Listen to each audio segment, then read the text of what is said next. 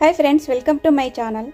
ఈరోజు వీడియోలో mushroom fried rice చేశానండి. చాలా బాగుందండి. ఇది చేయడం కూడా చాలా ఈజీ. నాకు మాత్రం రెస్టారెంట్లో ఎలా ఉంటుందో అలాగే వచ్చింది టేస్ట్ మాత్రం. మీరు కూడా మీ ఇంట్లో ట్రై చేసి నాకు కామెంట్స్ పెట్టండి. మీ ఇంట్లో పిల్లలకి లంచ్ బాక్స్కి ఇలా చేసి పెడితే వాళ్ళు ఇష్టంగా తింటారండి. ఇప్పుడు దీని ప్రాసెస్ ఎలాగో చూద్దాం. నేను ఇక్కడ బాస్మతి రైస్ని 1 కప్పున్నర తీసుకున్నానండి. వాటర్ వేసుకొని 3 టైమ్స్ కడగాలండి. బాస్మతి రైస్ని కడిగి నీళ్ళు వంపుకున్న తర్వాత వేరే వాటర్ వేసుకొని 1 అరగంట సేపు నానబెట్టుకోవాలి. మష్రూమ్స్ ఒక 200 గ్రాములు తీసుకున్నానండి నేను. అవి శుభ్రంగా కడిగిన తర్వాత ఇలా వేడి నీళ్ళలో వేసుకొని అందులో కొద్దిగా ఉప్పు కూడా వేసుకొని ఒక 5 నిమిషాల పాటు అలాగే ఉంచి ఆ వాటర్ వడబోసుకొని వేరే గిన్నెలో వేసుకొని పక్కన పెట్టుకోండి. ఎల్లో క్యాప్సికమ్ హాఫ్ తీసుకున్నానండి. ఇలా చిన్నగా కట్ చేసి పెట్టుకోవాలి. అలాగే రెడ్ కూడా హాఫ్ సైజ్ తీసుకున్నాను. గ్రీన్ కూడా చిన్నది ఒకటి కట్ చేసుకున్నాను. 1 మీడియం సైజ్ ఆనియన్స్ ఇలా చిన్నగా కట్ చేసి పెట్టుకోవాలి. అలాగే చిన్నగా కట్ చేసి పెట్టుకున్న అల్లం ముక్కలు, కొన్ని వెల్లుల్లి ముక్కలు కూడా ఇలా చిన్నగా కట్ చేసి పెట్టుకోవాలండి. 5-6 పచ్చిమిరపకాయలు కూడా చిన్న సైజు కట్ చేసుకోవాలి. 200 గ్రాముల మష్రూమ్స్, అలాగే చిన్నగా కట్ చేసి పెట్టుకున్న స్ప్రింగ్ ఆనియన్స్ ఒక 3 తీసుకున్నాను. ఇప్పుడు మనం స్టవ్ ఆన్ చేసుకొని ఒక కడాయిలో వాటర్ వేసుకొని నీళ్ళు మసిలించుకోవాలండి. నీళ్ళు మసిలిన తర్వాత ఇలా బాస్మతి రైస్ వేసుకొని ఉడికించుకోవాలండి.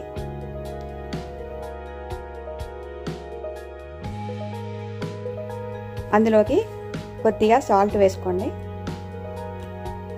అలాగే ఈ బాస్మతి రైస్ని ఎక్కువసేపు ఉడికించొద్దు, ఒక 80% మాత్రమే ఉడికించుకోవాలండి. అప్పుడే మనకి ఫ్రైడ్ రైస్ పొడి పొడిగా వస్తుంది.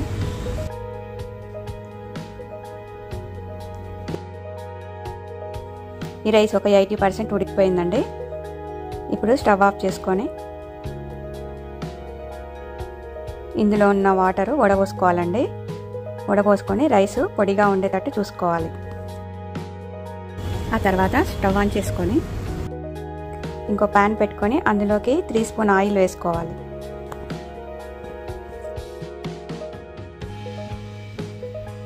ఇప్పుడు అందులోకి చిన్నగా కట్ చేసి పెట్టుకున్న అల్లం ముక్కలు, ఎల్లిపాయ ముక్కలు వేసుకొని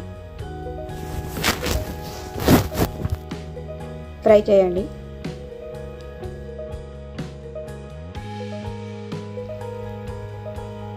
అలాగే చిన్నగా కట్ చేసి పెట్టుకున్న పచ్చిమిరపకాయ ముక్కలు కూడా వేసుకొని నూనెలో వేయించుకోవాలండి. ఇవి కొద్దిగా వేగిన తర్వాత మష్రూమ్స్ని కూడా ఇలా మీడియం సైజ్ కట్ చేసుకొని వేసుకోవాలి. ఇలా వేసుకొని ఫ్రై చేయాలండి. ఇవి వేగిపోయిన తర్వాత ఇప్పుడు capsicum, red capsicum, green capsicum, yellow capsicum, ఉల్లిపాయలు అన్నీ వేసుకొని ఫ్రై చేసుకోవాలండి.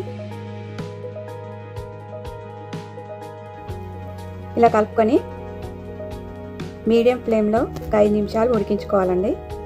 ఎక్కువసేపు ఉడికించొద్దు. ఫ్రైడ్ రైస్కి కొంచెం పచ్చిగా ఉంటేనే బాగుంటుందండి వెజిటేబుల్స్. ఇప్పుడు దాంట్లోకి ఒక 1 స్పూన్ సోయా సాస్, అలాగే 1 స్పూన్ రెడ్ చిల్లీ సాస్ వేసుకొని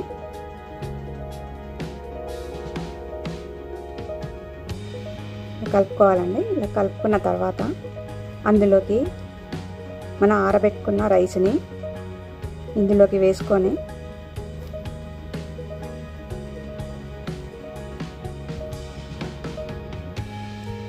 ఇలా కొద్దిగా మెల్లగా కలుపుతూ ఉండాలండి.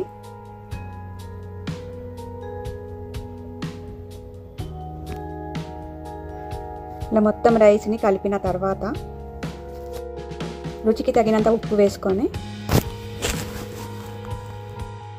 అలాగే 1/2 స్పూన్ అరోమేటిక్ పౌడర్,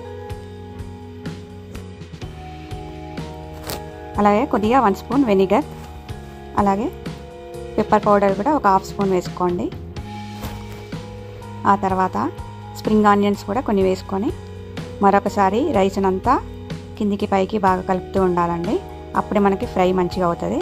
ఇప్పుడు మంటను మాత్రము హై ఫ్లేమ్లో పెట్టుకొని కలుపుకోవాలండి. అప్పుడు మనకి ఫ్రైడ్ రైస్ రెడీ అయిపోతుంది. ఇప్పుడు కలిపాము కదా, కొద్దిసేపు మూత పెట్టుకొని ఒక 2 మినిట్స్ ఉంచండి స్టవ్ మీద, లో ఫ్లేమ్లో మంటను పెట్టుకొని. ఇప్పుడు 2 మినిట్స్ అయిపోయిందండి. ఇప్పుడు స్టవ్ ఆఫ్ చేసుకొని ఒక ప్లేట్లోకి సర్వ్ చేసుకోండి రైస్ని. చూడండి రైస్ ఎలా పొడి పొడిగా వచ్చిందో.